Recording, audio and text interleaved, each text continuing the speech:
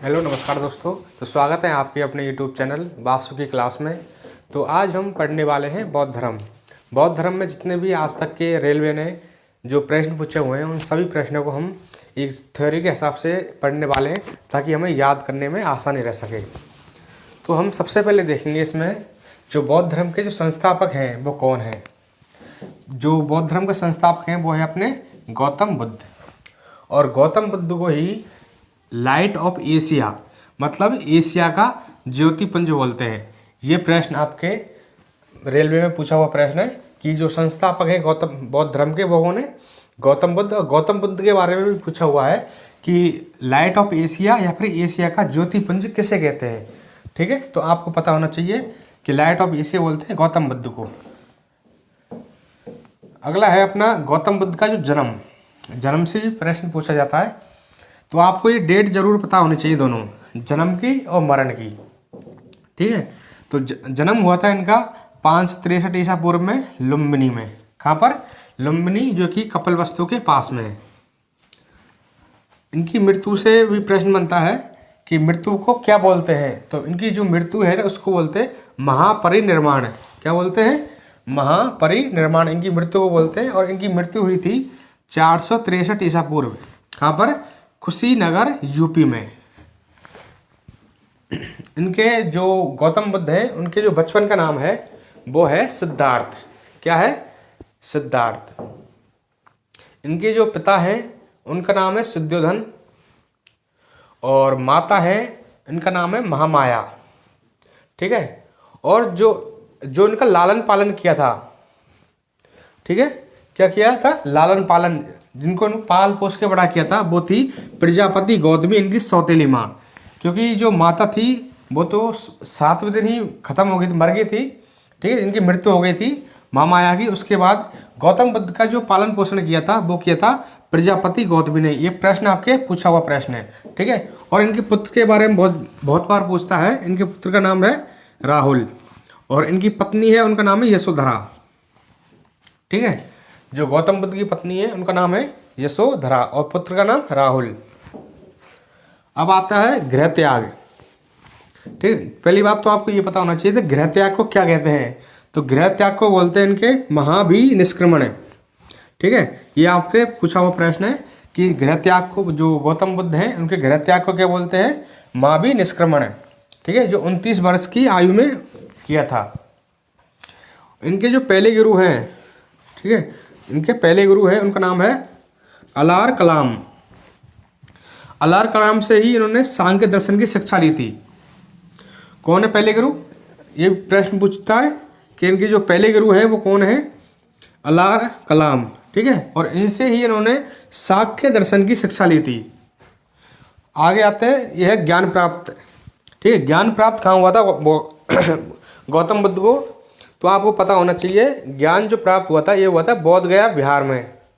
ठीक है, निरंजना नदी के किनारे। ये नदी और वृक्षों को जरूर याद रखना क्योंकि एग्जाम में यहीं से प्रश्न बनता है ज़्यादातर। कौन सी नदी है? निरंजना नदी। और वृक्ष कौन सा? पीपल का वृक्ष है। ठीक है, और 35 वर्ष की उम्र में। अब उन्होंने जो उपदेश दिया था उस उपदेश को बोलते हैं धर्मचक्र परिवर्तन। ठीक है, जैसे यहाँ पर मृत्यु क्या बोलते हैं? जो गौतम बुद्ध की जो मृत्यु हुई थी उसको बोलते हैं महापरिनिर्वाण। ठीक है, और जो गृह त्याग हुआ था उसको बोलते हैं महाभिनिष्क्रमण। और जो पहला उपदेश दिया था उसको बोलते हैं धर्म चक्र परिवर्तन। ये तीनों प्रश्न आपके पूछ लिए गए हैं अभी तक के कि मृत्यु क्या कहते हैं और जो अपने गृह त्याग है उसको क्या बोलते हैं और पहला जो उपदेश दिया था उसको क्या बोलते हैं। तो पहला उपदेश दिया था इन्होंने सारनाथ में। ठीक है, और इनकी जो उपदेश देने की भाषा थी वो कौन सी थी? पाली। ठीक है, पाली भाषा में गौतम बुद्ध ने उपदेश दिए थे और पहला उपदेश दिया सारनाथ में, जिसको धर्मचक्र परिवर्तन कहते हैं। उपदेश दिए थे, ठीक है, सर्वाधिक उपदेश दिए थे ना श्रावस्ती में। जो सबसे ज़्यादा जो उपदेश दिए उन्होंने वो दिए थे श्रावस्ती में। ठीक है, ये सभी आपके पूछे हुए प्रश्न हैं। अब देखते हैं कि जो बौद्ध धर्म के जो त्रिरत्न हैं, जैसे जैन धर्म के त्रिरत्न थे उसी प्रकार जैन धर्म के त्रिरत्न हैं। ठीक है, कौन कौन से? बुद्ध, संघ और धम्म। ये तीनों त्रिरत्न एग्जाम में पूछ लिए जाते हैं, ठीक है। इन तीनों को देखे और कोई एक अलग देगा, ठीक है, फिर पूछ लेगा इनमें से कौन सा बौद्ध धर्म का त्रिरत्न नहीं है। इस तरह से क्वेश्चन आता है, तो आप तीनों को याद कर लो। कौन सा है? पहला बुद्ध, संघ और धम्म, ठीक है। अब जो बौद्ध धर्म के जो जीवन से संबंधित जो प्रतीक हैं, उन प्रतीकों से भी आपका प्रश्न बनता है। कैसे? आपसे पूछेगा कि जैन धर्म जो बौद्ध धर्म है उसमें जन्म का प्रतीक क्या है। जो गौतम बुद्ध हैं उनके जन्म का प्रतीक पूछ लेता है आपसे, तो ये होगा कमल या सांड। इन दोनों को याद रखना, ऑप्शन में कोई सा भी आ सकता है। जन्म का प्रतीक क्या है? कमल व सांड। आगे है गृह त्याग, ठीक है। गृह त्याग का प्रतीक क्या है? यह है घोड़ा। भाई याद कैसे करना है इसको वो भी देख लो आप। जब हम घर से निकलते हैं तो घोड़ा से निकलते हैं, ठीक है। किससे निकलते हैं? घोड़े से। तो गृह त्याग का जो प्रतीक है वो क्या है? घोड़ा। अब ज्ञान प्राप्त कहाँ हुआ था इनको? पीपल के पेड़ के नीचे, ठीक है। तो इनका ज्ञान का जो प्रतीक है वो है पीपल के पेड़ या बोधि वृक्ष, ठीक है। पीपल के पेड़ को भी बोधि वृक्ष बोलते हैं। और जो मृत्यु है, इनकी मृत्यु का जो प्रतीक है वो है स्तूप, ठीक है। जो मृत्यु का प्रतीक क्या है? स्तूप, एज ए समाधि। अब देखते हैं बौद्ध संगीतियाँ। ये जो बौद्ध संगीतियाँ, यहाँ से जितनी भी ये 5 मैंने बौद्ध संगीत लिखी हुई हैं, ठीक है। ज़्यादातर क्वेश्चन तो इन 4 बौद्ध संगीतियों से रिपीट होते हैं। और एक बार यहाँ से भी प्रश्न पूछ लिए आपके कि 5वीं बौद्ध संगीति कहाँ पर हुई थी, ठीक है।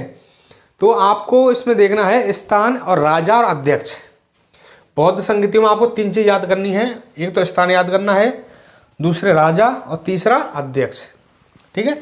तो पहली जो बौद्ध संगीति थी वो हुई थी राजगीर में, ठीक है। उस समय राजा कौन थे? अजातशत्रु, ठीक है। पहली बौद्ध संगीति राजगीर में हुई और अध्यक्ष थे महाकश्यप और राजा थे अजातशत्रु, ठीक है। ये प्रश्न पूछा हुआ आपका, अध्यक्ष का भी पूछा हुआ है और राजा का भी पूछा हुआ है। दूसरी बौद्ध संगीति हुई थी वैशाली में। राजा कौन थे? कालाशोक। कौन थे? कालाशोक। और अध्यक्ष कौन थे इसका? सबकमी। तीसरी बौद्ध संगीति हुई थी पाटलिपुत्र में। इसके राजा थे अशोक और अध्यक्ष थे मोगलीपुत्र तिस्सा। कौन थे? मोगलीपुत्र तिस्सा। चौथी बौद्ध संगीति हुई थी कुंडलबन कश्मीर में और इसके जो राजा थे उस समय वो थे कनिष्क और जो अध्यक्ष थे इसके थे वसुमित्र और उपाध्यक्ष थे इसमें अश्वघोष। अब आपको ये दोनों प्रश्न कौन से? अध्यक्ष वाले में तो ये दोनों प्रश्न पूछे गए हैं। पहले का अध्यक्ष पूछा गया था और चौथी बौद्ध संगीति हुई थी जो कुंडलबन कश्मीर में, ठीक है, उसका अध्यक्ष और उपाध्यक्ष दोनों पूछे गए हैं। तो चौथी बौद्ध संगीति के जो अध्यक्ष और उपाध्यक्ष दोनों को याद रखना है। अध्यक्ष तो है इसके वसुमित्र और उपाध्यक्ष है इसके अश्वघोष, ठीक है। दोनों को याद रखना, दोनों पूछ लिए गए और इन दो को भी याद रख लेना क्योंकि ये दोनों पूछ लिए, हो सकता आने वाले एग्जामों आपसे ये पूछ ले। अब जब 4 बौद्ध संगीति हो गई तो उसके बाद बौद्ध धर्म 2 भागों में विभाजित हो गया। चौथी ये प्रश्न पूछा गया है कि कौन सी बौद्ध संगीति के बाद बौद्ध धर्म 2 भागों में विभाजित हो गया। तो आपको आंसर करना था उसमें कि चौथी बौद्ध संगीति के बाद बौद्ध धर्म 2 भागों में विभाजित हो गया। कौन कौन से 2 भाग? महायान और यीनयान। ये दोनों याद रखने हैं आपको। चौथी बौद्ध संगीति के बाद बौद्ध धर्म 2 संप्रदायों में विभाजित हो गया। कौन सा? महायान संप्रदाय और यीनयान संप्रदाय। अब 5वीं बौद्ध संगीति आपसे एक बार पूछ ली गई थी तो आपको इसको जरूर याद रखना है। ये खाली इसका नाम याद रखना है, कहाँ पर हुई थी, ठीक है, इतना पूछा था। तो स्वर्ण भूमि बर्मा में, ठीक है। कहाँ पर? स्वर्ण भूमि बर्मा में। और यदि ऑप्शन में स्वर्ण भूमि नहीं आया तो मांडले आएगा, ध्यान रखना इस बात का, ठीक है। तो जो इसमें त्रिपिटक है, ठीक है, वो कितने हैं? 3। कौन कौन से? विनय पिटक, सुत्त पिटक और अभिधम्म पिटक। ये 3 पिटक आपको याद रखने हैं। तीनों से प्रश्न आता है आपका, ठीक है, प्रश्न पूछे गए थे। अगला है जातक कथाएं। तो जातक कथाएं, इनकी पहली बात तो भाषा याद रखनी है। जातक कथाएं किस भाषा में है? तो इनकी भाषा है पाली, ठीक। कौन सी भाषा है? पाली। दूसरी बात याद रखनी है इसमें कि बुद्धों के पूर्व जन्मों की कथाएं कहाँ पर हैं? तो जातक कथाओं में है, ठीक है। तो जातक कथा किससे संबंधित है? बुद्धों की पूर्व जन्म की कथाओं से। अगला है बुद्ध चरित्र। बुद्ध चरित्र के बारे में इसकी आपको भाषा याद रखनी है, संस्कृत भाषा में। दूसरा याद रखना है आपको इसमें, ये इसके रचयिता कौन है? अश्वघोष। और बुद्ध चरित्र को ही बौद्धों की रामायण कहते हैं। ठीक है, इस तरह से क्वेश्चन बनता है कि बुद्धों की रामायण किसे कहते हैं, तो आपको आंसर देना होगा बुद्ध चरित्र। ठीक है, बुद्ध चरित्र को ही बौद्धों की रामायण कहते हैं। ये संस्कृत भाषा में है और इसके रचयिता हैं वो हैं अश्वघोष। अगला है धम्मपद। धम्मपद की भाषा है पाली। ठीक है, ये जो जितनी भी कथाएं हैं, जितनी भी बुक्स हैं, इनकी आपको भाषा ज़रूर याद रखनी है, क्योंकि भाषाओं से आपका प्रश्न बनता है।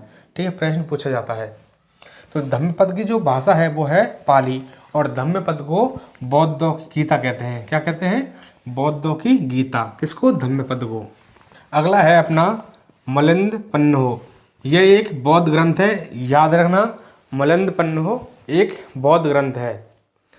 तमिल साहित्य के 2 ग्रंथ हैं, कौन कौन से? शिल्पाधिकारम और मणिमेखलाई। कौन कौन से? शिल्पाधिकारम और मणिमेखलाई। ये बौद्ध धर्म से संबंधित ग्रंथ हैं जो कि तमिल साहित्य के हैं। ठीक है, तमिल साहित्य के 2 ग्रंथ कौन कौन से? शिल्पाधिकारम और मणिमेखलाई ग्रंथ, जो बौद्ध धर्म से संबंधित हैं। भारत में निर्मित अंतिम बौद्ध ग्रंथ कौन सा है? वामसटपकासनी। कौन सा? वामसटपकासनी। ये भारत में निर्मित अंतिम बौद्ध ग्रंथ है। इसको याद रखना, पूछा हुआ प्रश्न है कि भारत में निर्मित अंतिम ग्रंथ कौन सा है? वो है वामसटपकासनी।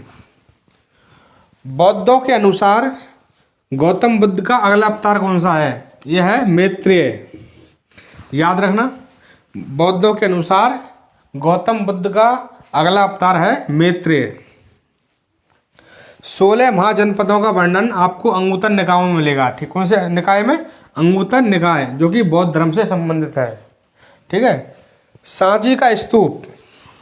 ये प्रश्न पूछा गया था कि सांची का स्तूप कहाँ पर है और किसने बनवाया था? सांची का स्तूप आपका एमपी में, मध्य प्रदेश में, और इसका निर्माण करवाया था अशोक ने। अगला है अपना बोरोबुदुर बौद्ध मंदिर। कौन सा? बोरोबुदुर बौद्ध मंदिर, जो कि इंडोनेशिया में है। और बौद्ध धर्म से संबंधित जो राजा हैं जिन्होंने बौद्ध धर्म अपनाया था, वो हैं आपके 2 राजाओं का नाम याद रखना है आपको, ये पूछे गए हैं। कौन सा? अशोक, दूसरा कनिष्क।